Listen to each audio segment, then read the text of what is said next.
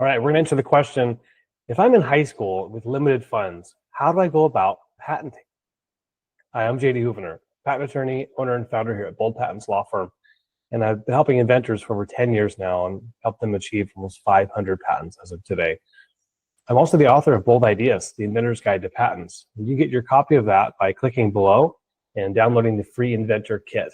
That's your way to get a lot of access to our tools here at Bold Patents. So take action today, and please do subscribe. This is a really good question. It came from our Reddit patent group, the forum there, and it's a wonderful question. I love innovation, especially from the youth. So much creativity, right? They haven't necessarily had their brains shaped or their visions sort of dimmed by sort of the reality of the workforce, if you will, or anything like that. It's fun. Number one, I want to mention, if you're under the age of 18, you are still completely eligible to file a patent, okay, patent application. There's no age restriction. But there are some important things to think about. And I think funding is one of them. But maybe secondly, in terms of the law and legal documents, you must be working with somebody, right? A parent or guardian, business partner, someone who can sign contracts for you. Now, the states are kind of scattered in their approach and how they determine the age of majority. But in general, you want to make sure that you have someone, a parent or guardian, or a business partner that is over the legal age of majority, age of 18, I think in most states, to sign contracts for you. And that even includes working with a law firm.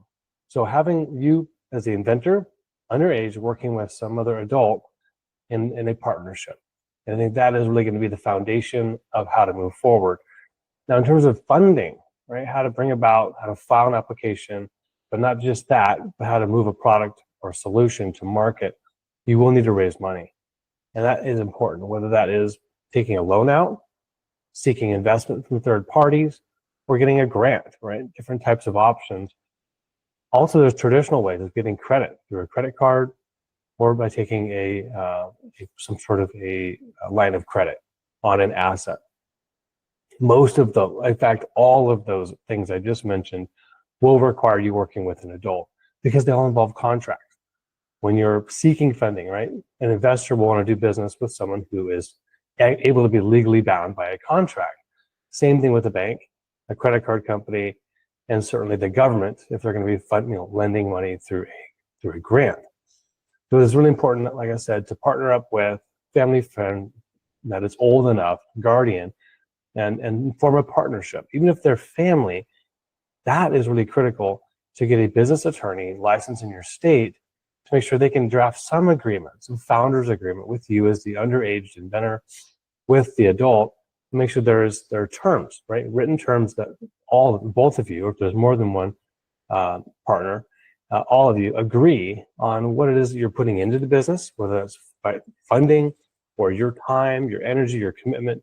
What are you guaranteeing in terms of your performance? And what are you hoping to get back? What's the return on an investment? And those type of deals are really well structured by business attorneys because they can set it up so that, yes, that seed, that entry, startup, founder level base will be set up well for future, more formal rounds of funding if you're looking for that later, like a seed investment from an institutional investor or accredited investor, or maybe a big round, like a VC round where there's 7+ figures coming into the business. It needs to be set up well so those initial rounds aren't diluting the later rounds. Now, moving forward into the patent system, you will want to make sure you're working with a patent attorney to make sure your rights are protected. You research the invention to make sure that it's patentable before you launch, file the right application, and to make sure you've got someone with experience in the law to help advocate for you as your invention goes through the U.S. examination period.